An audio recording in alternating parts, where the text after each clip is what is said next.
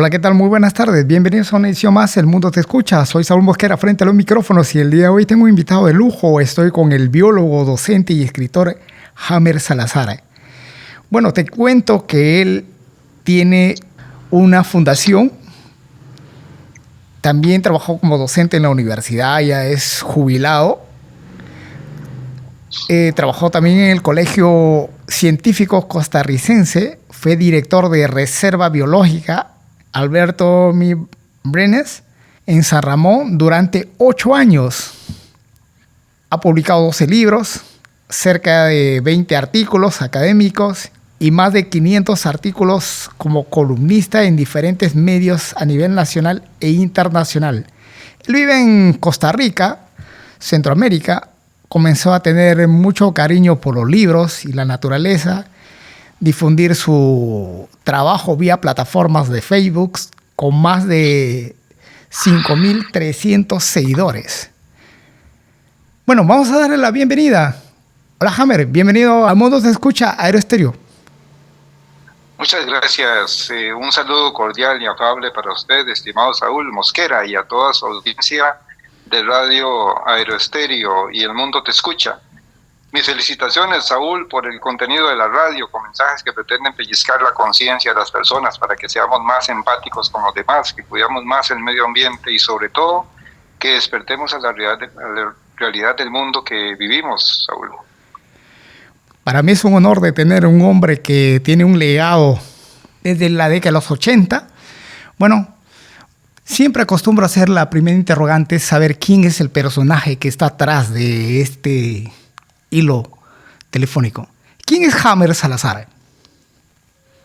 Saúl, yo sobre todo soy un ser humano, que no me gustan las etiquetas de eso de que soy biólogo, profesor, que soy ambientalista. Esas son etiquetas que la gente le pone a uno y quizás ni siquiera en la etiqueta del nombre debería usar, porque soy un ser humano nada más. Es un ser que disfruta de este tour por la vida, que es maravilloso, y en este planeta que es excepcionalmente maravilloso.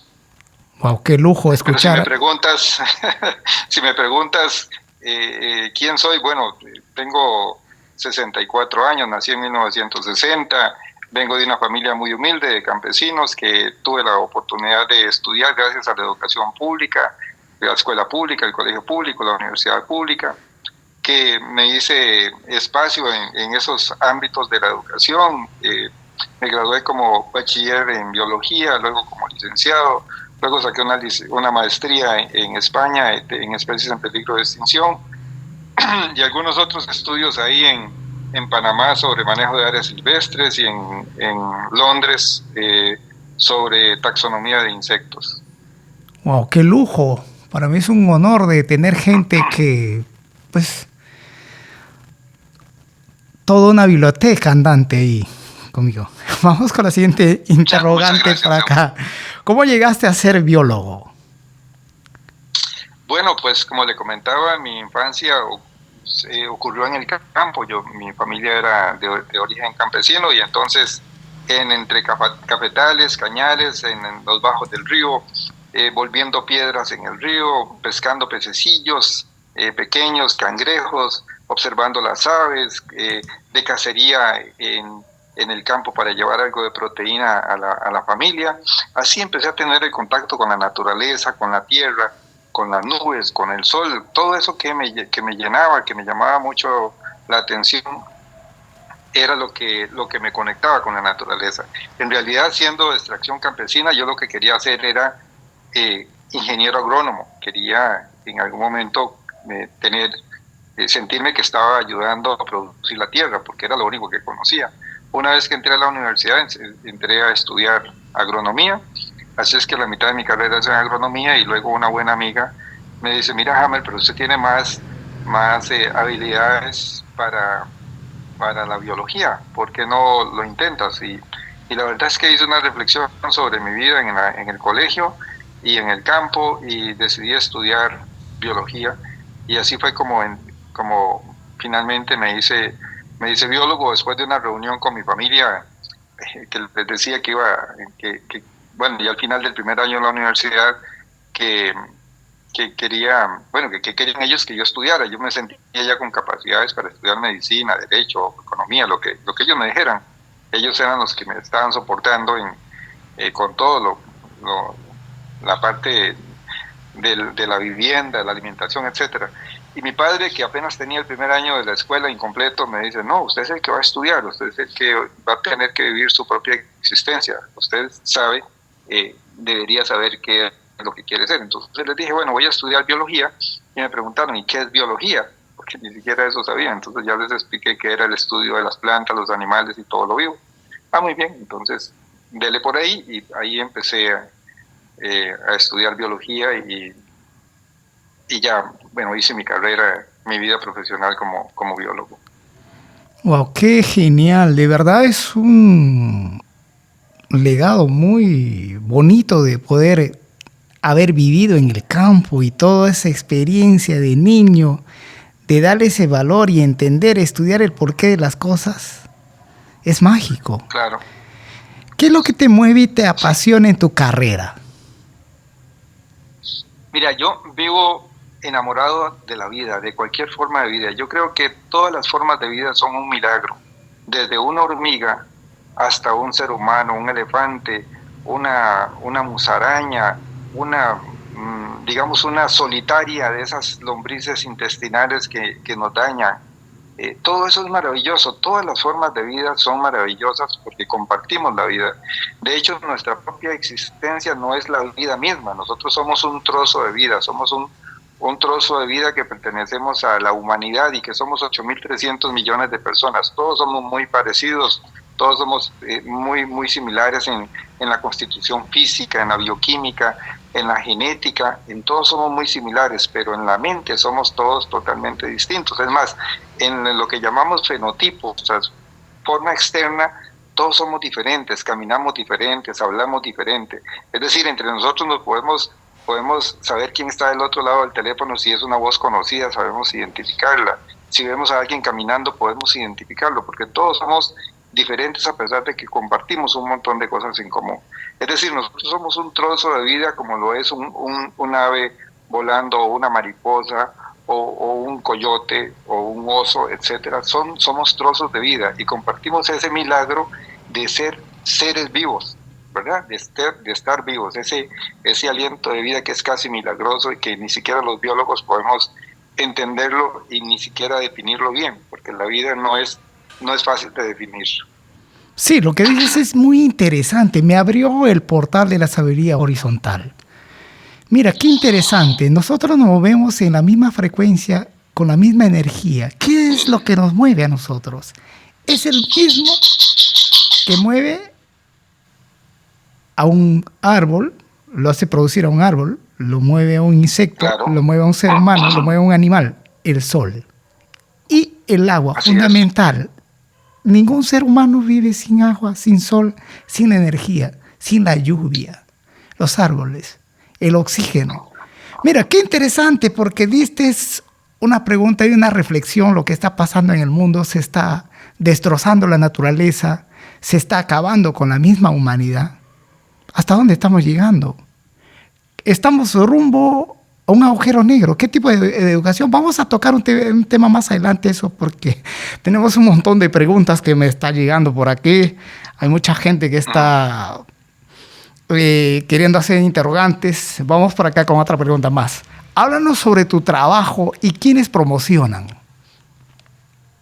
Claro, sobre mi trabajo, lo que hice durante toda la vida fue más o menos en 3 líneas de acción. Una de ellas fue el manejo de áreas silvestres protegidas. Un área silvestre protegida es aquel espacio natural que el Estado promulgó alguna ley o algún decreto para protegerla porque tiene elementos de la naturaleza que son fundamentales de conservar. Especies en peligro de extinción, hábitats particulares, etc. La otra línea es la de los insectos, básicamente, en el sentido de estudiar la diversidad de grupos determinados de insectos. En Costa Rica, por ejemplo, cuando empecé a estudiar uno de estos grupos, teníamos 17 especies conocidas. En alianza con un colega del Museo de Historia Natural de Londres, después de 12 años de investigación, ya teníamos identificadas más de 275 especies de ese grupo de insectos. Es decir, que entre él y yo acopiamos más de 250 especies nuevas para la ciencia.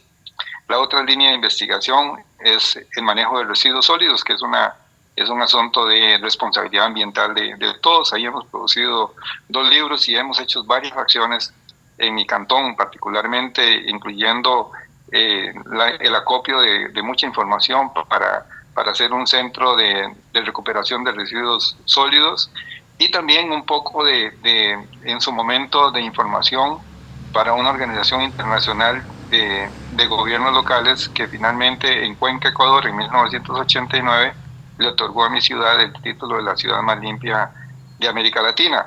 Y luego también he trabajado en otra línea, que son las especies en peligro de extinción, y aquí hemos hecho algunas acciones en positivo, como por ejemplo la erradicación de los circos que traían animales de origen silvestre, y que bueno, gracias al concurso de mucha otra gente que logró involucrarse, el gobierno de la República emitió un decreto para prohibir los circos, y desde 1982 Costa Rica se convirtió en una de las naciones del mundo en que se prohíben los circos, los espectáculos circenses con animales de origen silvestre. Qué importante tu aporte cultural, pues eres un hombre muy, muy culto, eres de campo y toda tu historia de vida lo plasmas en tu pluma. Y vamos con un interrogante por acá. ¿Qué es el proyecto Ecofilia? El proyecto Ecofilia es un proyecto. Eco significa la casa común, la naturaleza, y filia significa amor o afinidad por la naturaleza. Este proyecto nace a raíz de varias actividades de reforestación que hemos tenido en el país este año. Hemos sembrado alrededor, con nuestra organización, alrededor de 1.500 árboles durante este año. Se pudieron haber sembrado mucho más, pero el concepto que estamos usando es de responsabilidad para cada uno de los árboles. Es decir, que si sembramos un árbol tenemos que hacer todos los esfuerzos para asegurar la vida de ese árbol en el futuro, dándole mantenimiento, cuidándolos, etcétera. Entonces, Ecofilia es un proyecto que incluye una página web con un contador del número de árboles que vamos sembrando, y con actividades relacionadas con el mantenimiento de los proyectos de reforestación. La página está en proceso de construcción, la gente la puede acceder como ecofiliacr.org, y la idea es que no solamente sea para mi cantón, que es Grecia, en Costa Rica, Grecia la de América, como le puse en un libro, sino que eso se puede hacer en cualquier otra parte del territorio nacional y fuera del territorio nacional, porque la idea es estimular a quien quiera contribuir con los esfuerzos de recuperación del planeta, que lo pueda hacer. Muy interesante. Bueno, ¿los árboles que siembras son semillas naturales o transgénicos? ¿Y quiénes lo financian? No, todo lo que nosotros sembramos son especies nativas de Costa Rica. No son transgénicas, son especies que además tienen un análisis previo, porque en Costa Rica conocemos muy bien lo que se llaman, desde el punto de vista ecológico, las zonas de vida. Y las zonas de vida tienen características de suelos, de microclimas, de temperatura, de precipitación, etcétera, que son diferentes para cada una de las áreas, y cada una de ellas se han identificado también las especies forestales y las especies de plantas nativas que existen. Entonces tratamos de que en las zonas donde vayamos a reforestar, las reforestemos con especies propias de esa zona de vida. Sí, muy importante, porque las aves y los animales siempre van a depender de un árbol, porque sin el árbol no tienen dónde refugiarse, dónde dormir, dónde pernoctar, y también es un acumulador de oxígeno, de equilibrio ecológico. Te cuento, en todo lo que es Perú, se están reforestando los cerros, se están sembrando árboles, no se sabe si son transgénicos, semillas, pero la gente optó en sembrar árboles en peligro de extinción, pero lamentablemente los cerros están siendo quemados, depredados. Lamentable. Bueno, vamos por acá. La temperatura está subiendo a 1000 por hora. creo, 1000 grados. No pensábamos tener esta entrevista de verdad con preguntas. Soy un hombre muy preparado justo para el momento indicado. Aeroestéreo, como siempre, educándome, aprendiendo de la gente, conociendo el lugar donde estás. Me transporto a ese lugar. Alucino que estaba ahí de niño. Qué interesante es la radio, la magia de la radio. Y Aeroestéreo es una de las radios que bandera que estamos luchando por el respeto a la vida, la naturaleza, los animales, y nos eduquemos. Educad al niño para no castigar la humanidad. Vamos con más preguntas por aquí. Nos llega. ¿Qué opinas de los laboratorios que fabrican insectos y semillas transgénicas en el mundo? ¿Qué beneficios trae para la humanidad? Vamos a ver, son dos cosas distintas, los insectos y las plantas transgénicas. Vamos con los insectos. En el caso de los insectos, la mayor investigación, la mayor línea de investigación que existe en el mundo no es para producir insectos transgénicos, eso es más de ciencia ficción. Es para producir insectos que sirvan para el control biológico de las plagas. Digamos que hay un montón de plagas que ocurren en el campo y entonces en lugar de ponerles pesticidas, lo que se hace es que, por ejemplo, en el campo hay muchas especies de mariposas, cuando son larvas, que se constituyen en plagas para los cultivos. Entonces se identifican los parasitoides o parásitos externos de estas larvas, se crían en los laboratorios y se liberan al ambiente para que vayan a atacar las larvas de esas mariposas y entonces así disminuir las poblaciones. Esto lo que implica es que se utilizan menos pesticidas, por un lado, y que existe una relación específica entre el insecto parasitoide y la larva de mariposa, el gusanito. Entonces, que eso nos asegura de que el parasitoide no va a afectar larvas de otras especies. Entonces, que los ecosistemas, digamos, se podrían mantener un poco más saludables. Digamos que desde mi punto de vista es una práctica saludable para el medio ambiente. Por otro lado, lo que tiene que ver con la investigación de los laboratorios de cultivos transgénicos, ahí sí que hay que tener un poco más de atención al asunto, porque una vez que se descubrió, que he dicho yo, que es el principal secreto de Dios, que es la molécula de ADN, que es la descodificación del ADN para determinar dónde están los genes y qué hace cada uno de los genes, eso ha sido, digamos que un gran secreto descubierto recientemente, a partir de 1953 básicamente, y que entonces los científicos lo que hacen es, por ejemplo, de una animal que puede ser bioluminiscente, es decir, un animal que emite luz propia, que se le pueda determinar cuál es el gen que emite esa luz y se le puede insertar a una planta, de tal manera que pueda hacer que la planta cuando germine la semilla, la planta sea bioluminiscente, se pueda ver de noche, por ejemplo. Ahora, esa es una característica. O bien, que a una araña que, por ejemplo, tiene un gen que es el que produce el veneno en la araña y que ese veneno pueda servirle a la planta para protegerse, entonces que cuando se siembra la semilla de esa planta que tiene un gen de un animal, que podría ser que funcione, que germine y que las semillas que finalmente nosotros vamos a comer tengan un gen animal. Pero ya como tiene un gen animal y nuestra naturaleza es animal, porque pertenecemos al reino animal, entonces que nos vaya a perjudicar, que vaya a tener un efecto que sea desconocido para la ciencia, y eso sí que es un problema.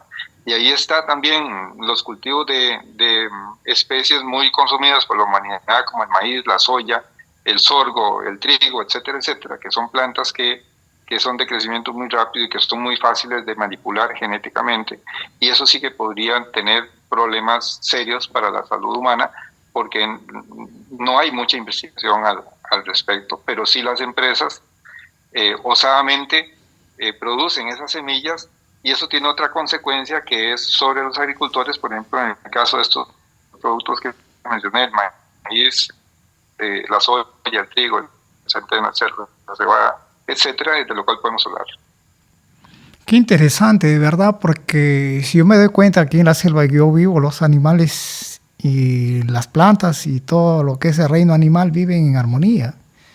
Un sistema de armónico, todos juntos.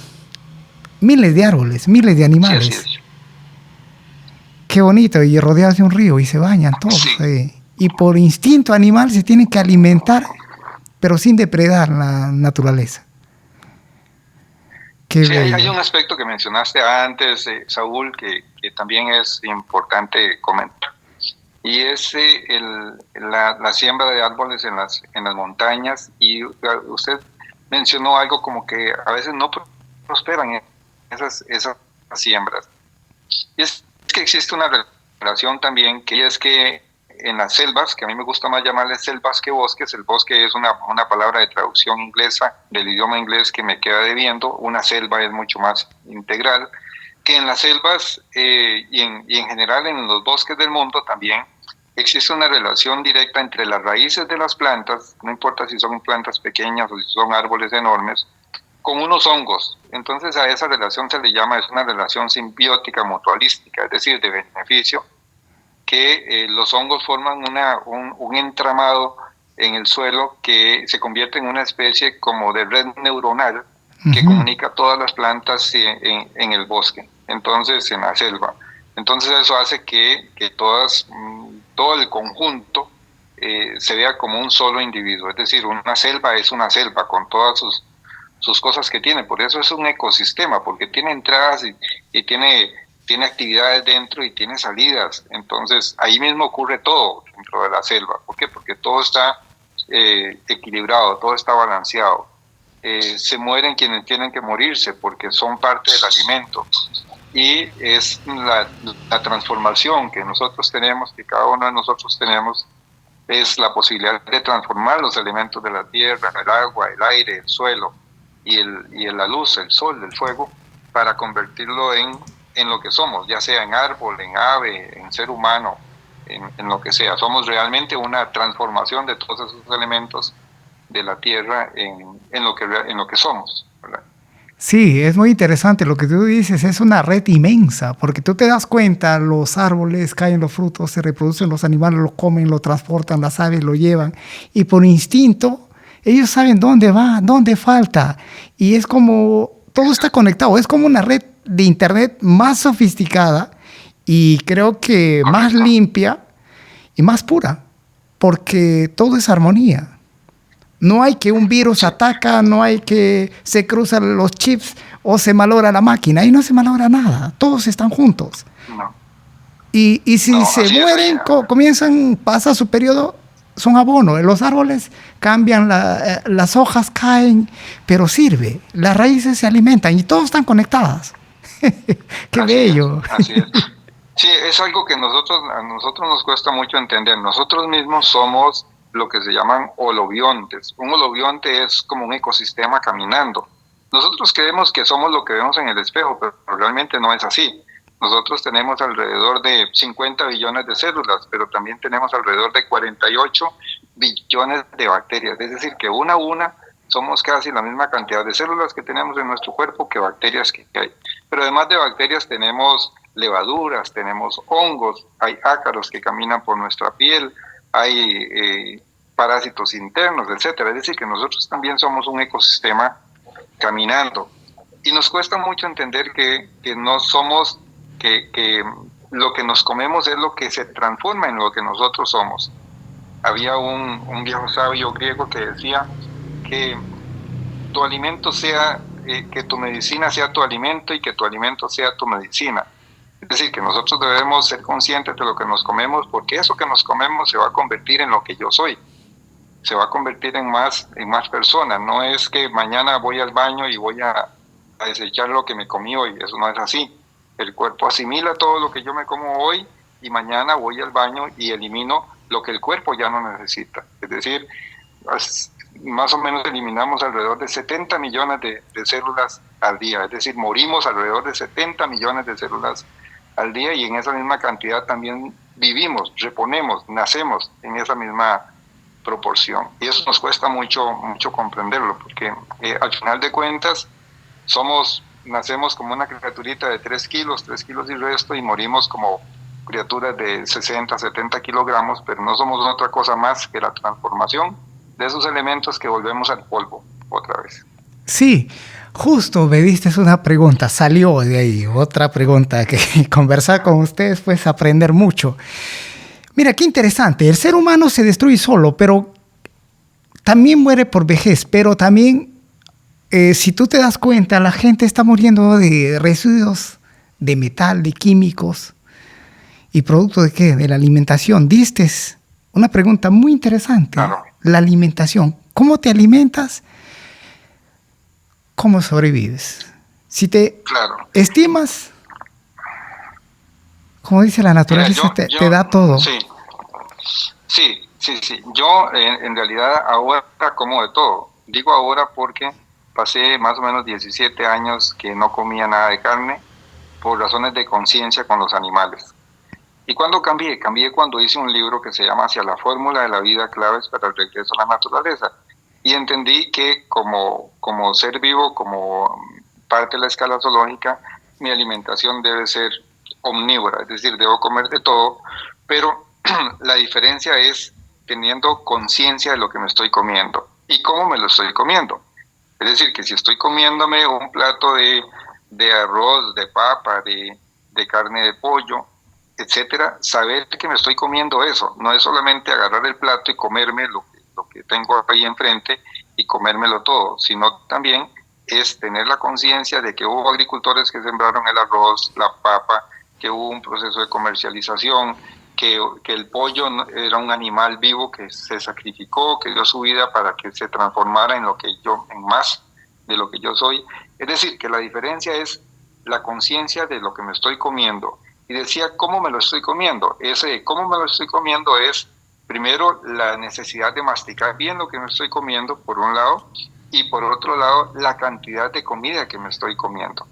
En la naturaleza, como usted ya me lo ha dicho en algún momento, cuando los animales matan, no matan por placer, matan porque necesitan alimentarse. ¿Y cuánto comen? Comen hasta que sacien el hambre. Nosotros también debemos comer hasta que se nos quite el hambre. No es comernos todo lo que tenemos en el plato. No es comer todo lo que queramos durante todo el día. Es comer la cantidad de alimentos que necesitamos. Eso implica también la necesidad de tratar de desperdiciar la menor cantidad de alimentos posibles. Esto es que si yo me sirvo algo, que sea lo que me voy a comer, todo lo que me voy a comer, no por gula, sino porque es la cantidad de alimento necesario para yo poder sobrevivir. Wow, genial, respuestas sabias. Vamos para acá con más preguntas, vamos para acá subiendo la temperatura. Vamos a hablar sobre, cuéntanos sobre tus libros y qué temas abordas. Sí, mira, los temas que he abordado en los libros, ya como decías, he publicado 12 libros, de los cuales varios de ellos son sobre manejo de áreas silvestres protegidas y la importancia de las áreas silvestres. Hay unos 2 libros sobre manejo de residuos y tengo otro por publicarlo en los próximos meses sobre manejo de residuos. Es un libro para colorear para los niños y yo tengo mucha esperanza en que los niños a los cuales le pertenece este planeta se instruyan un poco más y cuando sean grandes pues que manejen un poco mejor que nosotros como los residuos, ¿verdad? En Perú, por ejemplo, a mí hice el tren de la altiplanicie peruana, un viaje de los más lindos que he hecho en mi vida, pero con un recuerdo muy triste cuando llegamos y pasamos por Juliaca, allá en las alturas. Es un lugar donde lo que me recuerda es una gran cantidad de basura. Eso lo que implica es que a esas altitudes y en esos lugares no debería haber basura, pero evidentemente falta mucha formación, y no lo digo nada más por la gente de Juliaca, sino por el mundo. El mundo está lleno de basura y el planeta lo va a reclamar. Aun cuando falte el ser humano, la basura que hemos producido hasta ahora va a seguir contaminando el planeta. La otra línea es con insectos, que estoy por publicar un libro sobre insectos, pero también sobre la vida y la muerte. He escrito una novela corta que se llama Autopsia, Encuentro con la muerte, que es una reflexión sobre la muerte, una autopsia que viví con mis estudiantes, y hay mucha reflexión ahí sobre la vida. Y otro libro que se llama Hacia la fórmula de la vida, que es precisamente un libro de mucha, mucha reflexión, que yo estoy seguro que ese es un libro transformador de vidas porque nos ubica como lo que somos, ¿verdad? Como los seres humanos, como bien decías, animales humanos, y que nos cuesta mucho a veces entendernos como tal. ¿Y por qué nos cuesta entendernos? Porque la constitución física del ser humano es de al menos hace 150.000 años. Póngale que 50.000 años. Que el ser humano hace 50.000 años tenía los mismos paquetes hormonales, los mismos paquetes genéticos, la misma bioquímica, la misma constitución física, etcétera, para vivir entre las selvas y en las sabanas, para perseguir animales, para disfrutar de la lluvia, del sol, de las estrellas, de las nubes, de los pájaros, de todo eso. Esa es nuestra constitución física, nuestra constitución hormonal y nuestra constitución bioquímica. Hoy vivimos en espacios totalmente antinaturales para nosotros, vivimos en ciudades, vivimos encerrados en vehículos, en aviones, en barcos, etcétera, y por esa razón es que nos cuesta mucho encontrar la felicidad, cuando la felicidad en nuestros genes está en observar la naturaleza, en sentir la lluvia, en sentir el ruido del agua, en el trueno, todo ese tipo de cosas son las que realmente nos conectan con la naturaleza, los que nos devuelven a la naturaleza y los que nos hacen sentirnos mejores seres humanos, sin necesitar mucho. Y esto me recuerda una frase de San Francisco de Asís que decía que para vivir necesito poco y lo poco que necesito lo necesito poco. Oh, qué interesante esa respuesta, porque ahí me abres otra interrogante. Mira, hay gente que vive sin necesidad de luz, sin necesidad de estudios, sin necesidad de tener sembríos, sin necesidad de tener una tienda, una tarjeta, un carro, un avión, como tú dijiste, sin puentes. Hay gente que vive en total armonía con la naturaleza. Todavía hay tribus, pero están siendo reducidos, prácticamente depredados, o sea, destruidos. Nos están quitando nuestra identidad. Mira cómo es el ser humano. Solo se está destruyendo. Y por acá tengo otra pregunta muy importante. Y como docente, como biólogo, ¿por qué los niños deben leer un libro? Qué pregunta más interesante. Eso me recordó el primer libro que yo leí, era cuando estaba en primer grado de la escuela, se llamaba El flautista de Hamelin. Me encantó la fábula del flautista de Hamelin, ¿verdad? Un flautista que tenía la capacidad de con su música atraerle ratas. Claro que fue muchísimos años después, cuando ya era grande y tenía la capacidad de reflexionar, era de pensar en un montón de ratas que podían haber en los congresos, en las instituciones públicas, etcétera, etcétera, y que alguien las podía atraer a su redil, ¿verdad? A su rebaño. Eso me abrió las puertas. Y luego otro libro que se llamaba Marco Ramírez, que eran historias de un chiquillo de campo también con el cual me identifiqué un montón y que hacía un montón de travesuras. Los libros, mi estimado Saúl y amigos que nos escuchan, los libros son ventanas que se abren en nuestra conciencia. Cada libro que nosotros leemos es una ventana y eso significa una luz que entra en nuestro ser, una luz que llega a nuestro espíritu, a nuestra alma y que nos ilumina un poquito más. Es probable que con el paso de los años ni siquiera recordemos el título de los libros y mucho menos su contenido, pero algo quedó en el interior de nosotros de cada uno de esos libros que leímos. Sí. Leer de por sí es una maravilla, leer solamente, y estudiar es una salida a la pobreza, es una salida a hacer las cosas mejor. No quiero decir con esto que estudiar haya que dejar el campo, no, estudiar significa prepararse para hacer mejor las cosas, ya sea como agricultor, como carpintero, como chofer, como lo que sea, es hacer las que me escuchan. Y ese dejar de trabajar no es para que se hagan vagos, sino todo lo contrario, es para estar ocupados todo el tiempo. Y si uno tiene algo que le llama trabajo, que eso, a lo que llamamos trabajo, que lo transformemos en ocupación. Porque la ocupación implica que yo voy a hacer las cosas con más pasión, con más ganas, con más amor, que la voy a hacer de la mejor manera posible. Entonces es que cualquier cosa que hagamos, la hagamos con pasión, que la hagamos con amor. Y muchas veces para hacer esto necesitamos el entendimiento que viene en los libros. Por eso es que yo escribo libros, por eso es que estoy convencido de que el poco conocimiento que uno pueda tener lo pueda compartir con los demás, y una forma es a través de los libros. Sí, es muy interesante, porque si nosotros recordamos los imperios más grandes del mundo, eran prácticos, eran técnicos, enseñaban haciendo, aprender a hacer lo que haces y darlo a conocer. Se mantenía esa tradición, ese poder ancestral no moría. Y se vive, y eso está en nuestros genes, como tú dices, ¿no? Los árboles y todos estamos comunicados. Y todos dependemos del hidrógeno y el oxígeno. Cuando yo le pregunté a un profesor, le digo, profesor, yo mi alimento es candela y de óxido, pero usted está loco. Dice, el agua es hidrógeno, dos hidrógenos y un óxido. Y un oxígeno. ¿Y qué es el agua? Pero los ríos, y me acordaba cuando era niño, crecía, me iba al río, crecían los ríos, veían turbio de un rato, como las piedras y la arena era como un filtro que el agua bajaba, llegaba más lejos, llegaba limpio y se podía tomar. Claro. Qué bonito, y tantas historias que el libro y toda esa historia de vida te hace vivir, te hace actuar, pero ahora como se está quitando identidad con la nueva educación, no, que dice que el alumno agarra internet, pero ya no practica, ya no es artista de su conocimiento. Por eso es que el conocimiento del alumno no tiene sentido, ya no valora el lugar donde vive, ha perdido identidad. Vamos por acá con otra pregunta, por acá tenemos muchas. ¿Ah? ¿Cómo nació la idea de ser columnista? Eso es muy interesante. Y estando alguna vez en la universidad, llega un señor y me busca y me dice, mira, Hammer, es que estamos haciendo una revista que es intercantonal y queremos que usted nos contribuya con sus aportes con una columna mensual. Entonces, bueno, les digo, está bien, si así creen, vamos a intentarlo.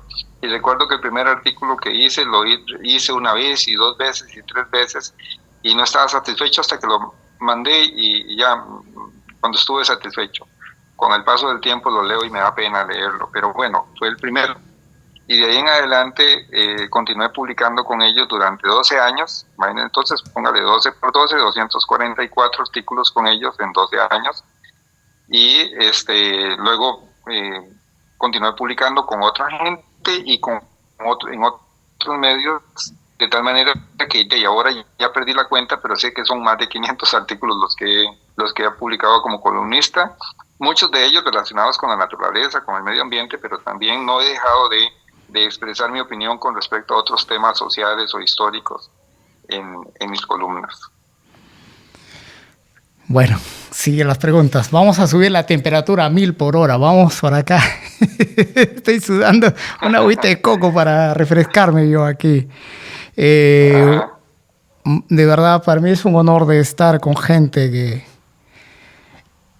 te da pues todo su legado, ¿no? A conocer, no te esconde nada. Lo mínimo te explica. Todo el historial de todo un tiempo de vida en un tiempo de una entrevista corta. Vamos por acá con más interrogantes.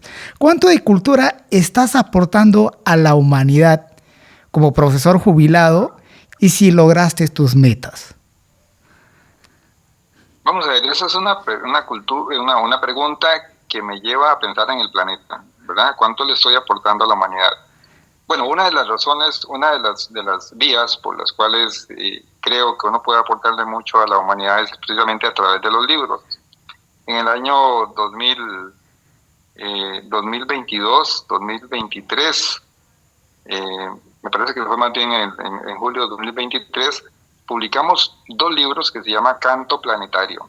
Este libro es sobre poesía, el 70%, perdón, es poesía y el 30% es, perdón, es ensayo. Y en él participamos casi 280 autores de todo el mundo, en 77 idiomas, de 110 países de los 5 continentes. Es decir, que esa sí que es una obra que tiene un impacto a nivel mundial y me correspondió ser el editor de dicha obra.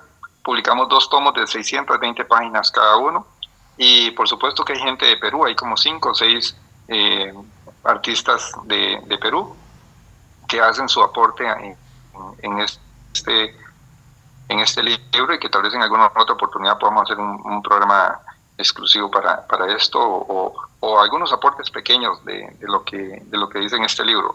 Además, a nivel planetario, me parece lo que le comentaba antes, la lección de Costa Rica, de eso también fue imitado por otras partes. Y bueno, el lema que tenemos en la fundación, que se llama Fundación para el Desarrollo de la Ecología y el Medio Ambiente, nuestro lema es actuando localmente, pero pensando universalmente. Esto es que cualquier acción que nosotros hagamos cerca de nuestra casa, en nuestro entorno, en nuestra casa, en nuestra propia casa, eso tiene un impacto a nivel planetario, porque el planeta, si bien es cierto, a veces lo sentimos muy grande, en realidad es una pequeña nave espacial en donde viajamos estos 8.000 y resto de millones de personas ahora, pero que al parecer en toda la historia de la humanidad hemos viajado alrededor de 110.000 millones de seres humanos. Y la idea es que sigamos viajando por muchos años más esta especie que es maravillosa, la especie que podemos comunicarnos entre nosotros mismos y que tenemos la capacidad de tener la conciencia de lo que somos en el planeta en que estamos, en el sistema solar en que vivimos, etcétera. ¿Qué es lo que está fallando en la humanidad? Esa es una excelente pregunta, Saúl. Yo creo que aquí lo que está fallando es conocer nuestros orígenes como especie humana. Es lo que comentaba antes, nosotros somos el mismo ser humano de hace 50.000 años y mientras tanto no entendamos que formamos parte de la escala zoológica y de la naturaleza, es entonces que andamos perdidos por este mundo. Hay muchos quienes nos venden la idea de que el ser humano vino a este mundo para ser feliz y eso no es cierto. Nosotros como seres vivos tenemos que vivir la vida como todos los seres vivos y todos los seres vivos tratan de vivir su vida en plenitud. Es decir, un árbol crece plenamente aceptando las condiciones que tiene alrededor, pero trata de crecer plenamente. Un ave cuando nace es alimentada por sus padres, pero una vez que aprende a volar, vuela y lo hace plenamente. O sea, no tiene ninguna restricción de nada. Es crecer plenamente, con temores, con angustias, con ratos de felicidad, con ratos de dolor, etc. La especie humana, nosotros como seres humanos debemos entender que la felicidad es parte de esa plenitud, nada más es una parte, que debemos aceptar también los ratos de duelo, de dolor, de angustia, de desesperación. Eso es parte de vivir la vida intensamente, pero volvemos al mismo tema de la alimentación. Debemos ser conscientes de que estamos pasando por un momento feliz o por un momento triste y que también esos momentos van a pasar. Bueno, otra pregunta por acá muy fuerte, ¿verdad? Que esta sí es crucial. ¿Cómo ves el sistema educativo actual en Costa Rica y el mundo? ¿Qué causas y consecuencias está ocasionando? Eso es una gran pregunta porque depende del sistema educativo, qué es lo que le estamos metiendo en la mente principalmente a los niños y a los jóvenes. Nosotros los seres humanos somos como una copa. A esa copa yo le puedo echar agua, le puedo echar vino, le puedo echar un agua de limón o de caso, de cualquier otra fruta. Y es decir, lo que me voy a tomar de esa copa es lo que le he echado a esa copa. Así es también en el ser humano. Si yo le he hecho al ser humano conocimientos que no me van a servir de nada, por ejemplo, ¿qué importancia tiene que yo sepa de las galaxias y las estrellas y todo eso? Está muy bien como cultura general, pero no le estoy enseñando a los niños nada de educación, por ejemplo, educación vial, de educación ambiental, de educación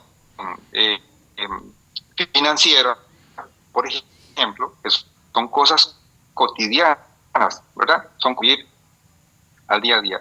Si no le estamos enseñando, engañándola y la estamos preparándola para que, al igual que en el aula, vayan a una fábrica a dar de su vida, porque realmente cuando uno trabaja lo que está haciendo es cambiando su propia vida, es decir, su tiempo de vida que es limitado por dinero.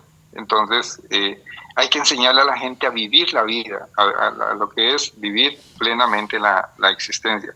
Y eso son de las cosas muy difíciles porque los sistemas educativos, casi los sistemas educativos de todo el mundo no les interesa.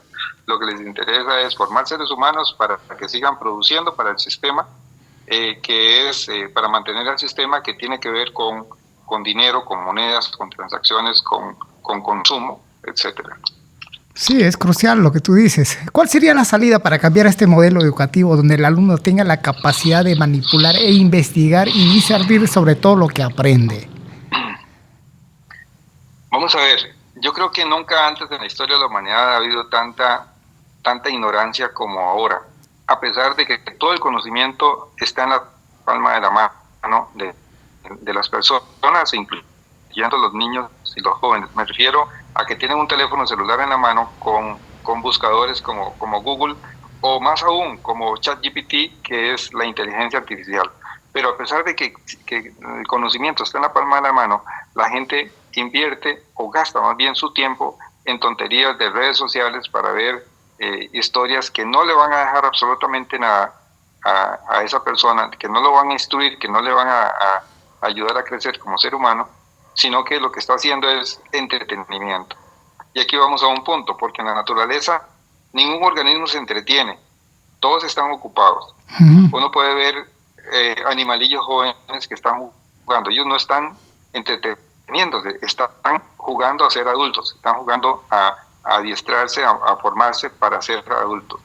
En la naturaleza nadie necesita, ningún organismo necesita entretenimiento, porque o están durmiendo, porque es una forma de vivir la vida. Hay muchos animales que duran 20 horas durmiendo al día, no importa, eso es parte de su naturaleza.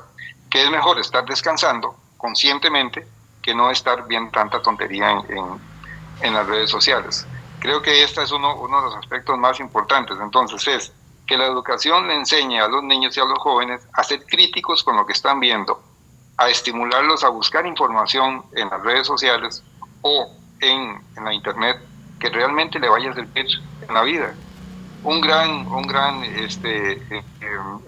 escritor de la ciencia ficción, como era Isaac Asimov, de origen ruso, y que escribió cientos de columnas en todo el mundo y varios libros, él decía que él le apostaba a ser autodidacta más que ir a la escuela, ¿verdad?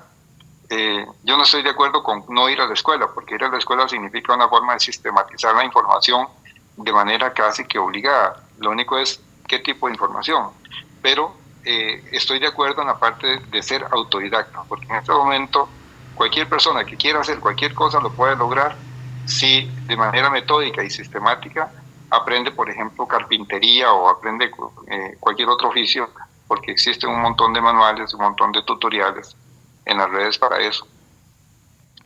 Sí, qué interesante es lo que dices, porque haciendo un análisis y poniéndose a pensar y razonar, el ser humano está siendo absorbido por un agujero negro.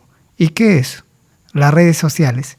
El ser humano ya no tiene la capacidad de discernir, es copia y pega, es como la droga más actualizada que te consume, ya no es necesario, el niño no sale a jugar, pierde identidad, pierde autoestima, depende de un juego, porque si no juego en eso, no estoy ahí, no hago un TikTok o no hago tontadas y no existo.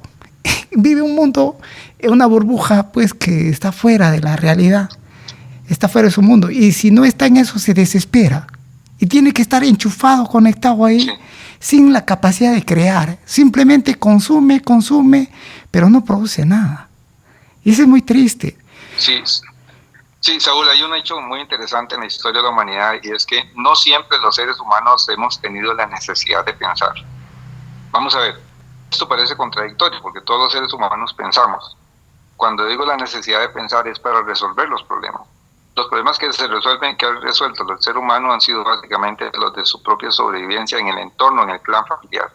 Pero durante muchos siglos, quienes pensaban eran los que tenían el poder, y la gente ni siquiera tenía derecho a pensar porque eso podría ser castigado, ¿verdad? Entonces, yo creo que estamos volviendo a esa otra forma de que no piense, que ya nosotros pensamos por usted, no se preocupe, usted haga lo que nosotros queremos que usted haga, nada más. O sea, no, están quitando ese criterio propio que Platón decía que costaba mucho conseguir en los seres humanos, que cada ser humano tenga su propio criterio, porque lo que hacemos es adosarnos, agregarnos a los criterios de los demás, y especialmente del sistema, que creemos que todo lo que estamos viviendo es cierto. Sin embargo, la realidad de nuestro mundo es muy diferente a la del mundo musulmán o del mundo hindú, ¿verdad? Porque depende mucho de lo que le estemos metiendo a esa mente, a ese cerebro. ¿Cómo te gustaría que sea la educación en tu país?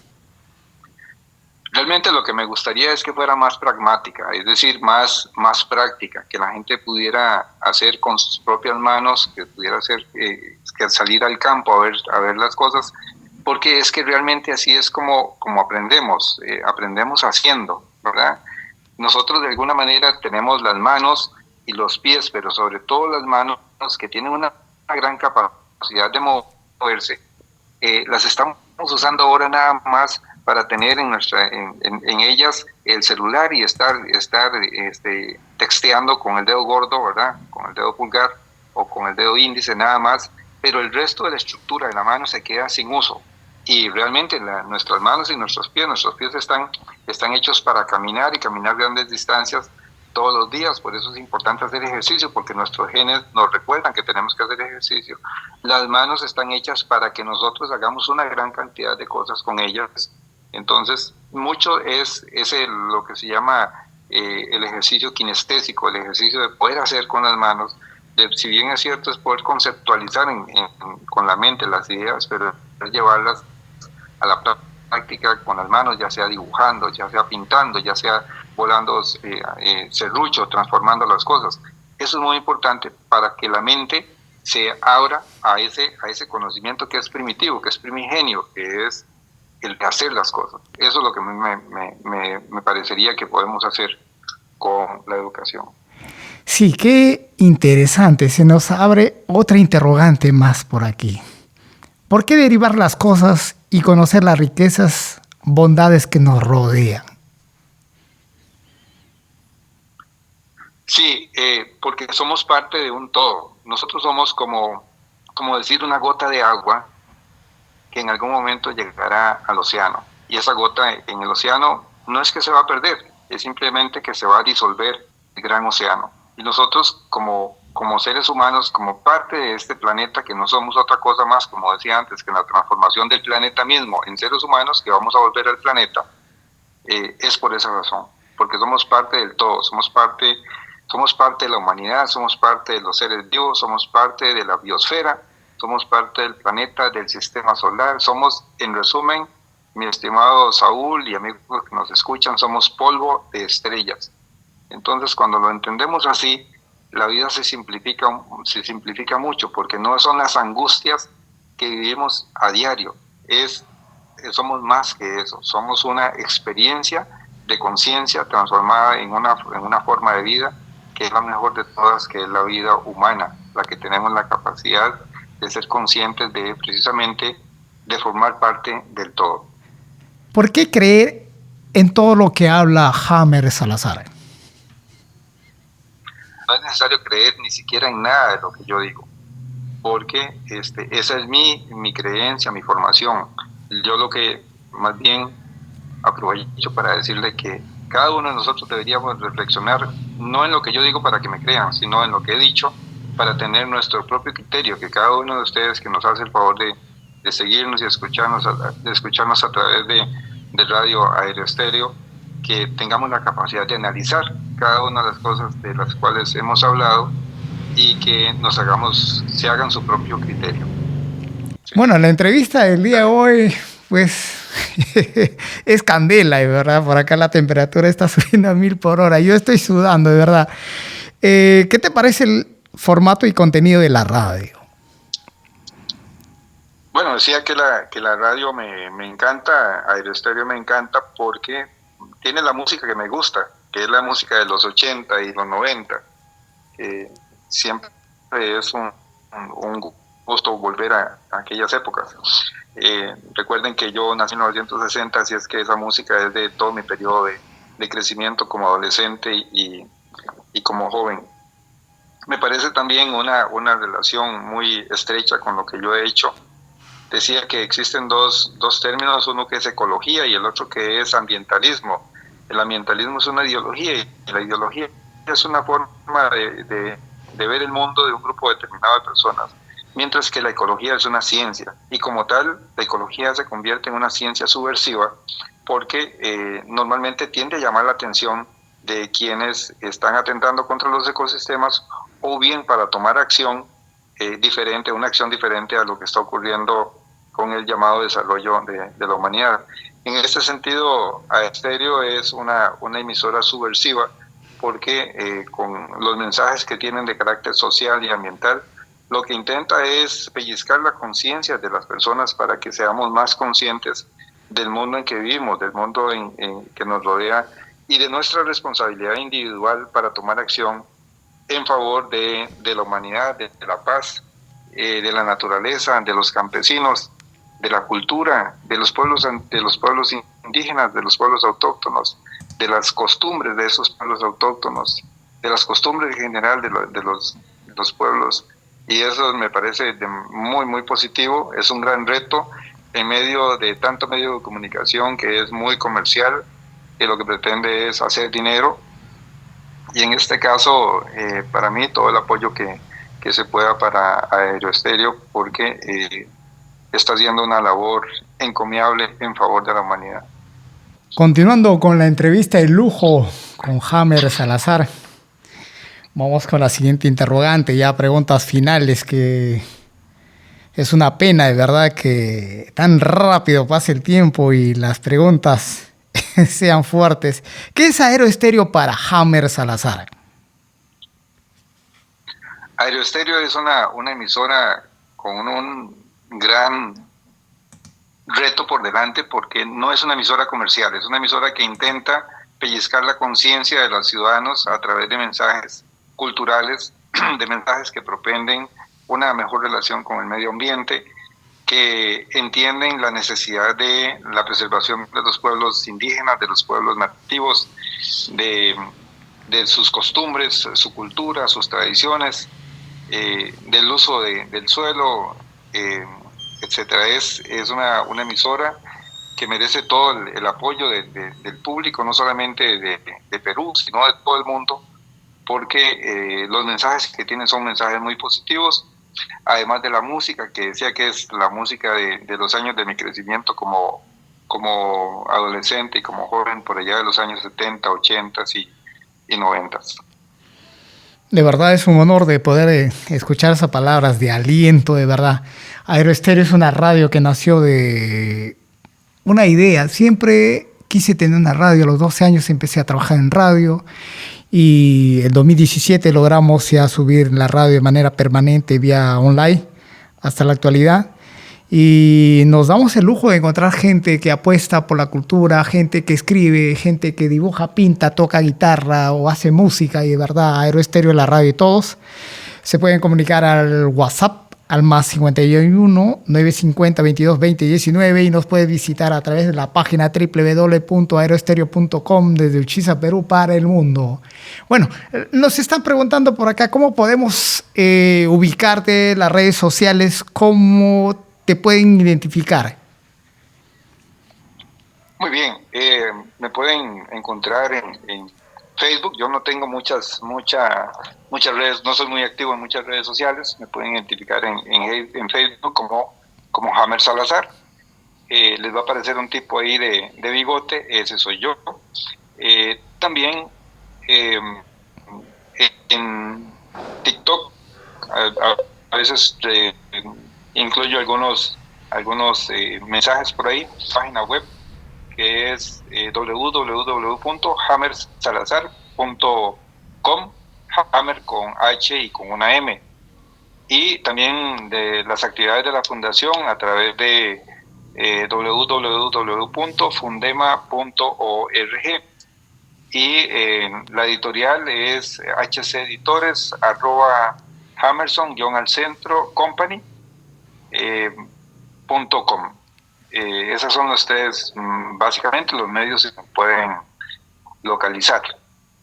Y con todo gusto siempre respondo casi todos los mensajes. Un mensaje y palabras finales a nuestros oyentes en todo el mundo. Sí, bueno, terminaré diciendo que, hablando de la humanidad, que cualquier cosa que hagamos durante el día, de todos los días, es solamente una gran oportunidad para vivir la vida. Ese es nuestro deber, vivir la vida intensamente, sin hacerle daño a nadie, tratando de hacer el mejor bien posible para la humanidad y para el planeta. Bueno, llegamos a la parte final el día de hoy, una entrevista de lujo con Jamer Salazar. Saúl Mosquera les agradece una edición similar el próximo domingo. Bye bye.